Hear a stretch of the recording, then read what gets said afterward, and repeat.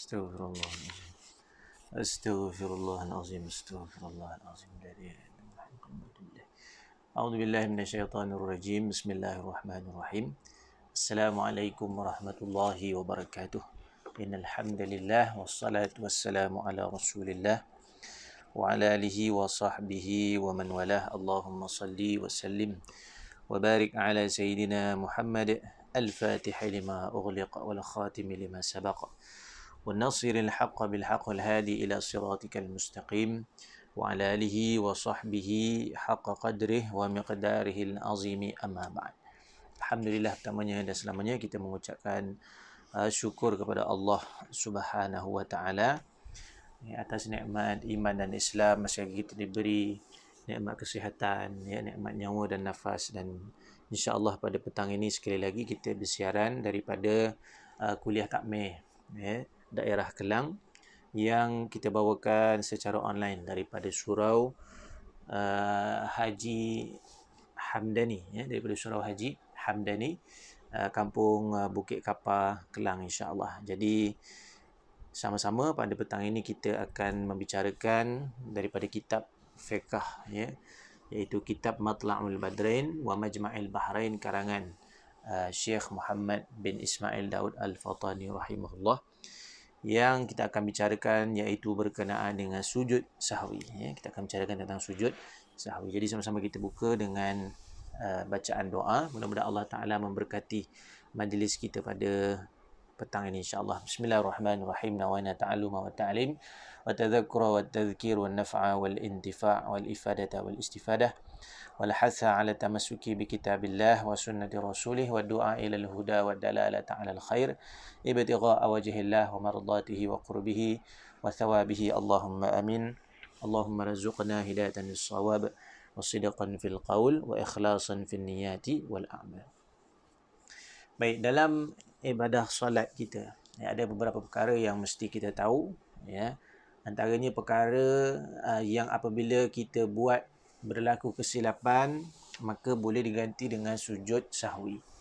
Apa itu sujud sahwi? Sujud sahwi iaitu sahwun. Sahwun ni maknanya lupa, dan kita diajar supaya melakukan sujud sebanyak 2 kali, maknanya sebelum daripada salam, yang mana sujud itulah dinamakan sebagai sujud sahwi.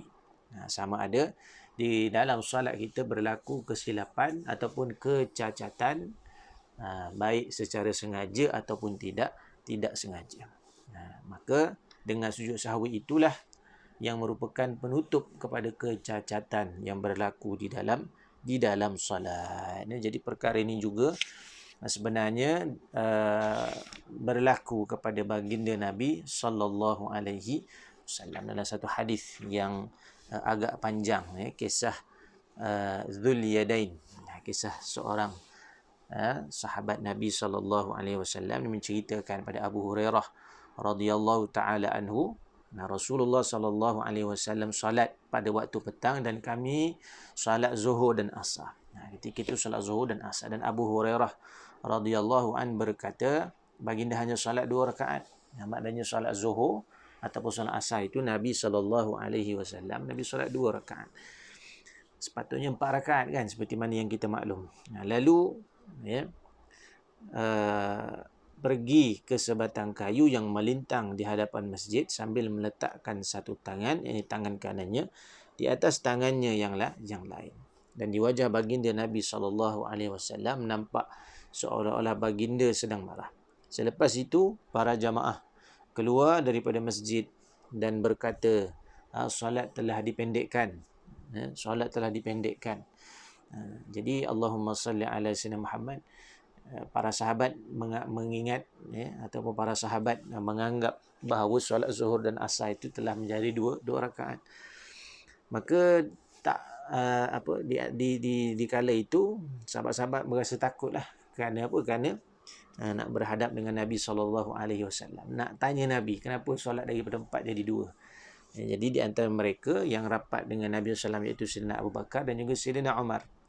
Mereka berdua merasa malu untuk juga bertanya soalan tersebut kepada Nabi SAW. Dan salah seorang daripada mereka itu yang diberi nama oleh Nabi sallallahu alaihi wasallam. Nabi bagi nama gelaran kepada dia Dzul Yadain, yang maknanya orang yang mempunyai tangan yang panjang. Dia yang berani waktu tu tanya Nabi sallallahu alaihi wasallam, ya, dan dia bertanya, ya Rasulullah, apakah tuan lupa ataupun solat telah pun dipendekkan? Maknanya daripada 4 kepada 2. Maka baginda Nabi SAW menjawab, ya, aku tidak lupa dan solat pun tidak dipendekkan, kata Nabi SAW. Maka sahabat tadi Dzul Yadain tadi berkata, tetapi tuan telah lupa ya Rasulullah. Rasulullah SAW menoleh kepada para sahabat dan bertanya, benarkah apa yang ditanya oleh Dzul Yadain tadi? Maka para sahabat menjawab dengan isyarat, benar. Ya Rasulullah. Maka baginda SAW terus pergi semula ke tempat baginda SAW mengimami solat tadi dan menyelesaikan kekurangan 2 rakaat. Maknanya Nabi tambah terus 2 rakaat, ya. Dan juga Allahumma salli ala Sayyidina Muhammad, kemudian memberi salam. Selepas salam baginda bertakbir dan sujud seperti sujud biasa atau agak panjang sedikit, lalu mengangkat kepalanya dan bertakbir. Selepas itu baginda sallallahu alaihi wasallam bertakbir lagi dan sujud seperti biasa atau agak lama, kemudian mengangkat kepala dan bertakbir. Jadi Allahumma salli ala Sayyidina Muhammad, ya. Periwayat hadis yang meriwayatkan hadis ini ditanya, apakah baginda sallallahu alaihi wasallam itu sujud sahwi? Dia menjawab, aku tidak menghafaznya daripada Abu Hurairah radhiyallahu an, akan tetapi aku diberitahu bahawa Imran bin Husain berkata, kemudian baginda sallallahu alaihi wasallam memberi salam. Ada beberapa riwayat menunjukkan di sini bahawa kecacatan ataupun kekurangan dalam solat itu mampu ditampung oleh sujud sahwi seperti mana yang dilakukan oleh baginda Nabi sallallahu alaihi wasallam. Dan ada beberapa pendapat lah di kalangan ulama, maknanya dibuat itu setelah dari salam ataupun sebelum daripada memberi salam. Jadi kita dalam mazhab Syafi'i kita guna pendapat yang iaitu sujud 2 kali sebelum memberi salam. Tuan-tuan muslimin muslimat yang dirahmati Allah, tadi kita dah mulakan dengan hadis Nabi yang agak panjang berkenaan dengan adanya sujud sahwi. Jadi bacaan sujud sahwi seperti mana yang kita semua tahu, iaitu subhana, maha suci Allah. Subhana man la yanam. Man tu siapa, la tidak, yanam tidur. Maknanya maha suci yang tidak tidur, yakni Allah Ta'ala. Wala yashu, dan tidak lupa. Jadi ketika mana kita telah melakukan kesilapan di dalam solat kita, nanti kita sebutkan apakah perkara-perkara yang menyebabkan kita boleh sujud sahwi. Dan bacaannya tadi kita dah sebut. Kita sujud, ya, maknanya sebelum memberi salam itu kita sujud sekali, kita membaca subhana man la yanamu wa la yashu. Baca 3 kali. Kemudian kita bangkit duduk antara 2 sujud, maka kita membaca rabbighfir, ya Allah ampunkan, rabbighfir warham, kasihanilah ya Allah, wa anta khairur rahimin, dan engkau yang maha mengasihi. Kaulah sebaik-baik yang mengasihi kami. Taib, Allahumma salli ala sayyidina Muhammad, ya. Jadi itu antara yang disebut sebagai bacaan dalam sujud sahwi. Baik. Apakah perkara yang menyebabkan boleh seseorang sujud sahwi? Apakah perkara yang menyebabkan seseorang itu boleh sujud sahwi, ya? Sebagai contoh, ya, kalau kita lihat Allahumma salli ala Sayyidina Muhammad.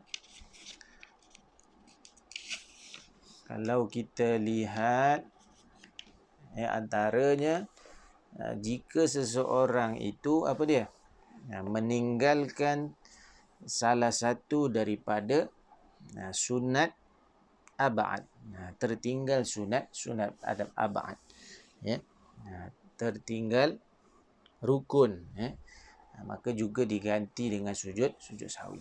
Tertinggal sunat ab'ad itu, iaitu sunat melakukan sujud sahwi tetapi tertinggal sunat hay'ah tidak dituntut untuk melakukan sujud sahwi. Yang pertama daripada tertinggal rukun. Seseorang yang tertinggal rukun solat, ya, kalau dia tertinggal rukun solat, tiba-tiba dia teringat, maka hendaklah, ya, dia ganti dengan rukun dia. Dia ganti dengan rukunnya, ya, yang tertinggal itu segera apabila diingat. Jadi kalau tertinggal rukun, kita hujung solat kita ganti dengan sujud sahwi, dia tak valid. Dia mesti ganti dengan rukun tu juga. Contoh sebagai contoh, kita tertinggal Fatihah contoh. Imam baca Fatihah, kita lupa, kita khayal contoh dia. Kita pun rokok dan sebagainya, maka macam mana kita nak menambah rukun Fatihah tadi? Adakah kita nak baca Fatihah nanti waktu tahiyat akhir? Tidak. Jadi kita kena tambah satu rakaat. Ataupun tadi kita khayal, imam i'tidal, kita tahu-tahu kita sujud lah contoh. Tertinggal rukun tadi. Maka nanti ketika imam memberi salam, kita jangan beri salam dulu. Kita bangkit satu rakaat, tambah satu rakaat. Untuk kita menyempurnakan apa tadi? Rukun yang tertinggal tadi. Kena segera, ya. Kena segera. Jadi setelah dari itu kita tambah satu rakaat tadi untuk menampung satu rukun yang kita terlupa, maka sebelum kita memberi salam kita tadi, maka hendaklah kita sujud sahwi. Itu caranya, ya, apabila kita tertinggal rukun. Jika seseorang terlupa rukun atau menyedari selepas salam di dalam masa yang hampir mengikut uruf, yang diiktibarkan daripada hadis Dzul Yadain tadi yang kita baca, maknanya tempoh tu tak lama, ya, jarak masa antara kita lupa dengan kita ingat tadi tidak lama, maka wajib ia melakukan semua rukun yang tertinggal tadi, ya, dan meneruskan yang tertinggal daripada solat serta sujud sahwi. Jadi ini yang kita sebut tadilah. Maknanya kalau seseorang terlupa rukun, menyedari selepas salam, dan ada masa yang pendek, masa tu waktu yang mengikut uruf, itu tidak lagi memutuskan kadar solat kita, kadar waktu solat kita, maka, ya, waktu itulah kita wajib untuk melakukan semula rukun yang tertinggal tadi. Jadi Allahumma salli ala Sayyidina Muhammad. Itu sebagai contoh. Ya, jadi sunat di sujud sahwi sebelum memberi salam, sama saja. Jika dia tertinggal rukun yang tertinggal itu di dalam solat ketika dia melakukan rukun yang sama dalam rakaat yang lain, maka apa yang dilakukan itu adalah sebagai ganti kepada rukun yang tertinggal rukun yang tertinggal itu. Macam kita sebut tadi lah, dia tambah satu rakaat, ya. Dia tambah satu rakaat supaya dia dapat menyempurnakan rukun tersebut. Taib, Allahumma salli ala Sayyidina Muhammad. Kemudian kalau dia tertinggal rakaat contoh dia, ya, tertinggal rakaat. Ni rakaat ke berapa ni? Maka ambillah rakaat yang paling sedikit. Contohnya kita yakin kita agak-agak 3 ke 4 solat zuhur, kan? Maka kita ambil yang 3. Kita ambil yang 3. Maka bila mana kita ambil yang sedikit tadi, maka kita tambah satu lagi rakaat menyempurnakan yang 4. Maka sebelum daripada salam itu hendaklah kita disunatkan untuk sujud sahwi. Apa jadi jika tidak sujud sahwi? Hukum sujud sahwi adalah sunnah. Tapi kalau kita tidak sujud sahwi, kira tidak dapatlah untuk menutupi kecacatan tadi. Sayanglah, ya, kita sujud sahwi walaupun sunnah, tapi dia ada pahalanya di situ. Dia ada kelebihannya, iaitu yang menutupi kecacatan kita dalam pada kita sembahyang ataupun kita salat. Itu tertinggal rukun, tertinggal sunat ab'ad seperti tahiyat awal tertinggal, kunut tertinggal contoh dia, maka sama juga sujud sahwi. Perkara lain yang sunat sujud sahwi, pertama meninggalkan salah satu daripada sunat ab'ad tadi kita dah sebut. Mengerjakan perkara yang membatalkan solat dengan sengaja tidak batal kerana lupa, seperti memanjangkan rukun. Contohnya dalam sembahyang ni dia ada rukun panjang, rukun pendek. Kalau rukun panjang ni berdiri tegak tu, kita baca surah, baca Fatihah tu, itu rukun panjangnya boleh diperpanjangkan. Rokok rukun panjang, ya. Sujud rukun panjang, ada 3 rukun panjang. Selain itu semua rukun pendek. Jadi contoh kita tahiyat, kita duduk antara dua sujud, rukun pendek. Kita i'tidal, rukun pendek. Maka tidak boleh diperpanjangkan. Sekiranya kita memanjangkannya kerana lupa, seperti memanjangkan i'tidal sebagai contoh, ataupun duduk antara dua sujud, ataupun bercakap sedikit, termakan sedikit, ataupun melebihkan rakaat, maka sebab-sebab itu membolehkan, disunahkan kita sujud sahwi. Sunat sujud sahwi. Yang ketiga, tadi pertama tertinggal rukun, yang kedua tertinggal sunat ab'ad, yang ketiga memindahkan rukun qauli. Memindahkan rukun qauli bukan pada tempatnya. Rukun qauli ada berapa? Ada 5 lah. Iaitu takbiratul ihram, membaca Fatihah, membaca Fatihah, takbiratul ihram, membaca Fatihah, kemudian Allahumma salli ala sayyidina Muhammad, membaca tasyahud, kemudian selawat kepada Nabi sallallahu alaihi wasallam, dan yang kelima adalah memberi salam. Ni qauli ni maknanya kita ucap dengan lidah kita. Kita baca dengan lidah kita. Dan tersalah meletakkan tempat bacaan. Contohnya kita nak baca Fatihah, kita baca tahiyat pula. Ataupun kita tahiyat, kita baca Fatihah. Maka disunahkan sebelum memberi salam untuk kita sujud sahwi. Hukumnya sunnah kita sujud sahwi. Kemudian seterusnya, Allahumma salli ala sayyidina Muhammad, syak meninggalkan sunnah ab'ad yang tertentu. Pada kunut, tasyahud awal, sudah dibacanya atau tidak. Syak ni ragu-ragu. Tadi dah kunut ke tadi? Tadi tahiyat awal ke tidak? Maka ketika itu disunahkan untuk dia sujud sahwi. Sebab ada apa? Ada keraguan. Kemudian tadi yang kita dah sebut juga, iaitu mengesyaki, syak pada bilangan rakaat ataupun taraddud. Tak tahu 3 ke 4, 2 ke 3. Akan ambil paling sedikit dan disunahkan bagi dia sebelum memberi salam untuk sujud sahwi. Terlupa tasyahud awal, terlupa tasyahud awal. Jika terlupa membaca tasyahud ataupun tahiyat awal dan terus bangun sampai ke tahap yang membolehkan membaca surah Al-Fatihah, kemudian dia kembali duduk untuk membacanya dengan sengaja, maka diketahui perbuatan itu haram dan batallah solatnya. Kerana kenapa dia nak duduk semula? Bila kita tertinggal tasyahud awal, maka teruskan saja. Maknanya kalau kita duduk tasyahud awal tu, maknanya kita nak bangun, sebahagian daripada badan kita, kalau di sini sebutkan dia sampai ke tahap yang membolehkan dia membaca suratul Fatihah, maknanya berdiri dah, maka tidak perlu gostan ataupun tidak perlu undur kembali. Melainkan dalam tahiyat akhir, kita sembahyang dalam tahiyat akhir, tiba-tiba kita bangun tambah rakaat, jemaah makmum kata subhanallah. Makmum kalau imam tambah rakaat yang kelima, kita tak perlu ikut. Kita perlu menegur imam. Ketika itulah imam mesti duduk tahiyat akhir bersama dengan para makmum. Sebab kesilapan tu datang daripada imam. Baik, Allahumma salli ala sayyidina Muhammad. Itu dia. Terlupa membaca kunut, kita dah sebut tadi. Terlupa membaca kunut, terlupa membaca tasyahud awal. Itu antara perkara-perkara yang Allahumma salli ala sayyidina Muhammad dapat menyebabkan kita sujud sahwi. Kita sujud sahwi. Baik. Itu yang disebutkan, iaitu berkenaan dengan sebab-sebab sujud sahwi. Jadi dinamakan sujud, kalau kita tengok dinamakan sujud sahwi. Jadi dalam solat ni ada beberapa sujud. Sujud sahwi kita buat ketika dalam solat. Sujud syukur, contoh dia, kita buat luar daripada solat. Sujud syukur, sujud tilawah, tu sujud bila mana kita dengar orang membaca ayat sajadah, maka disunnahkan kepada kita untuk sujud. Disunnahkan kepada kita untuk sujud. Sujud apa tadi mana? Sujud sahwi. Sujud sahwi. Sujud syukur, sujud tilawah.